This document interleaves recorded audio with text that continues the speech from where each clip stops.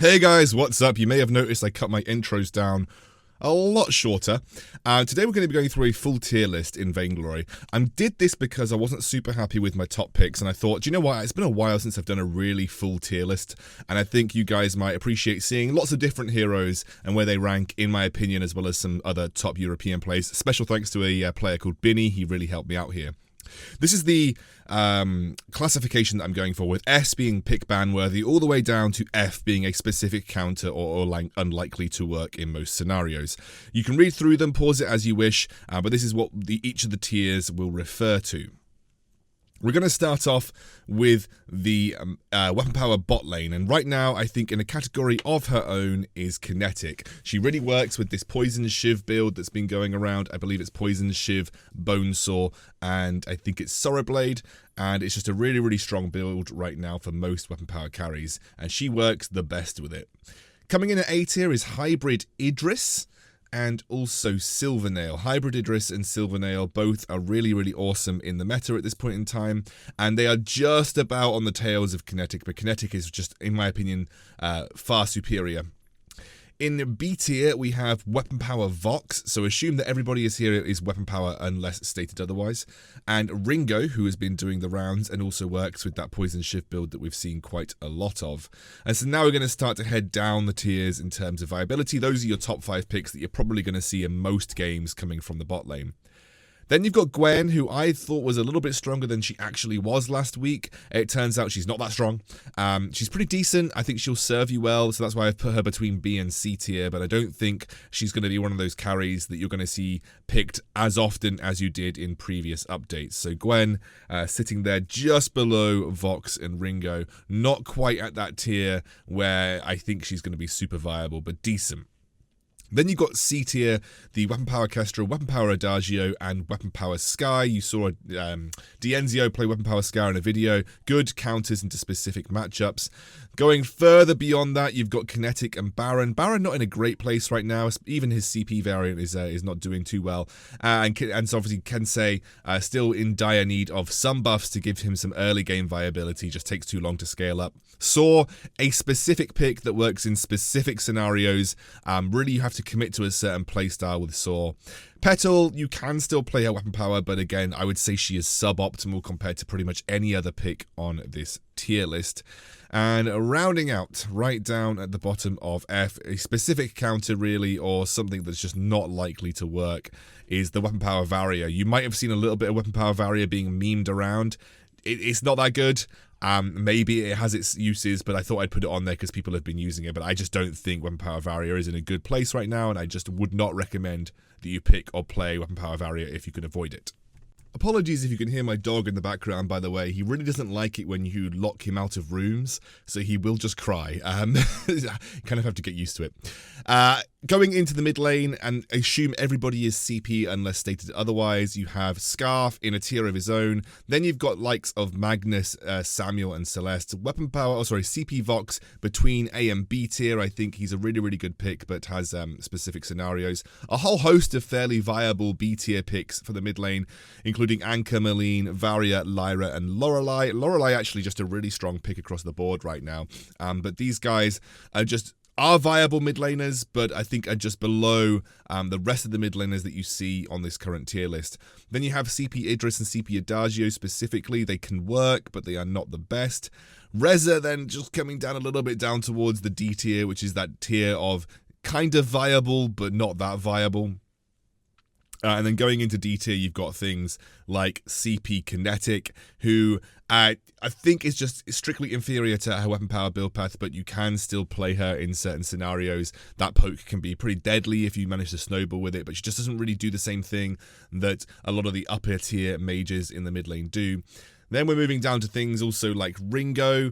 CP Ringo has a specific role in a team, and I just don't think he's something that you want to be picking regularly, as I just think he offers very specific kind of counterplay with that Hellfire Brew. Then we have all the way down, CP Baron got gutted, just is almost not viable anymore, which is I put him in the E tier. And then right at the end, CP Gwen, who honestly is really only specifically used in very, very particular counter matchups, and I just would not expect to see Gwen played regularly at all.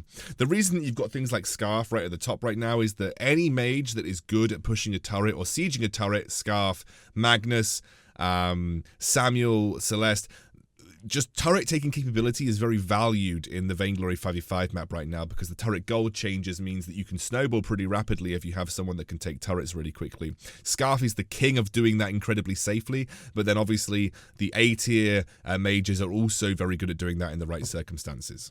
Right, moving on to top, and there are two clear top laners that I think stand out in S tier at this point, Arden and Lorelei, both of which are incredibly good in that top lane role. Lorelei is such a versatile hero in Vainglory right now. You'll see her appear at the top end of the tier lists pretty much across the board. She just offers a lot to team comp. She has great turret taking, she's got great wave clear, she's incredibly good utility, her ultimate is overpowered.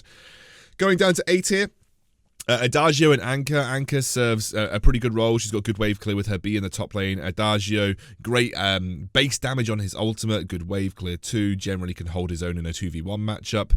Down to B tier, these are good picks. Grace, Malene, and Reza, all of which have got decent wave clear.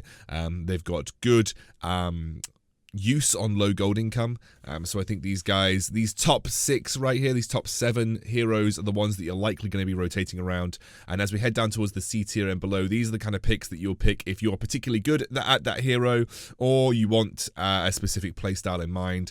Lance, Glaive, Grumpjaw, Yates, Inara, they are all viable in the top lane. I think they require specific compositions to be really good in, and I think there are other positions for these particular heroes at somewhere, but otherwise I think these guys are all pretty good in that top lane. Down at D tier, Flicker, who used to be pretty solid in the top lane, took a couple of hits and unfortunately isn't quite in the same position that he used to be. I really want Blackfeather to work. A lot of people have been playing him CP in the top lane. I don't know, maybe weapon power isn't what I thought it to be, but on paper it seems really good. So I put him down in D tier. Catherine also there if you want to play the CP Catherine. E tier, these are the guys that can work, but I would not recommend playing. A lot of people can play CP Saw in the top lane, great wave clear in his own right. Batiste as well can work in that position.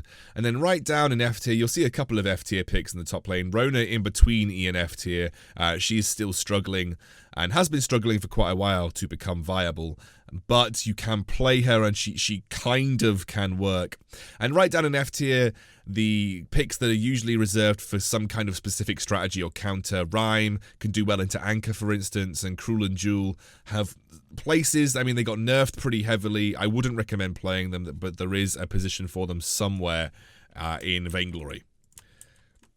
Alright, now looking at the jungle tier list, and the reason that you've got it all in one go is because jungle's a little bit of a complicated role right now. You have 3 main categories of jungler with some kind of crossover between the lot of them.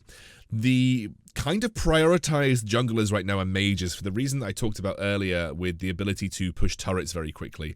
And you'll find that I've put Weapon Power Kestrel in as a mage because she kind of fulfills that role of just spamming Glimmer Shot on turrets. She kind of acts like a mage. She's not really there as an assassin. She kind of acts like a mage.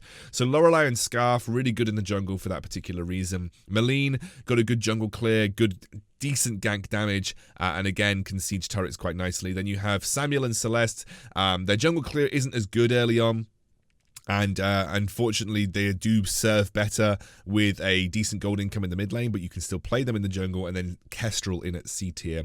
Assassins, you would likely have an assassin in the jungle, not as an S tier pick, and that's why I've put Anchor and Reza down at A tier. I don't think that they are absolutely must pick or ban in the jungle. It really depends on what you want to do. But these guys, they're really good because shutdown gold is very, very heavy. So if someone has 4 kills, you can make 1,000 gold back if you get a kill on them. That's why assassins are always going to be pretty solid. And actually putting Koshka in there, talking to Binny, he said that he's seen some Koshka play. And it's very rotational heavy, very user dependent, but it can be a really good jungler.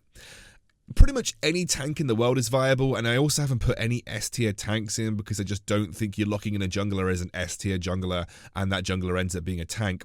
Glaive, I've put borderline S-A tier. I think Glaive is a very versatile jungler right now and can do a lot of things on the map, as well as siege turrets, gank lanes, and can go pretty tanky and sustain heavy too. He also can use that poison shift build that all the weapon power carries like using, and he actually works with it really nicely. So I put Glaive in there at the top end of these tank junglers. But you'll see that overall, pretty much any tank jungler can work. There isn't really a jungler in there that is down in the D, E, or F tiers because honestly, you've got such a selection to fulfill different roles for your composition. None of them are like suboptimal picks. They just slot into a composition in a different way. So no one below C tier in the jungle because there's just a lot of variability in what you can do there. Coming in at captain, and no surprise, Lorelei right up the top. Lorelei is, in my opinion, a pick or ban hero in Vainglory right now. She's just super, super strong, fulfills a variety of roles, but I think probably strongest as a captain, especially when paired with something like a Scarf, because you just have such great turret siege capability, and she protects him really well.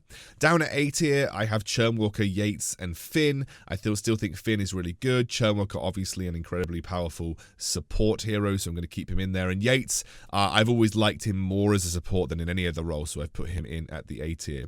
At B tier, we have, and then remember, B tier still means a very, very good hero that you should pick in a lot of circumstances, and these are the top 6 captains in my opinion. Lyra, Arden, and Adagio. Arden's really, really solid as a captain. He had some buffs to his base damage, but you likely just prefer him in the top lane or even in the jungle. Lyra and Adagio still really good, and Adagio with his base damage buff to his ultimate makes him a very powerful captain. C tier, and these are decent picks. You have Grace, Catherine, and Lance. I would have put Catherine a bit lower, but I do think in solo queue especially, Catherine's really good at making picks, and she'll always have a place as a solo queue captain, being pretty easy to play too. She also tanks stuff pretty nicely. Lance is pretty user dependent. He can be like A tier or S tier even if you play him well, but most people don't, so I've put him down at C.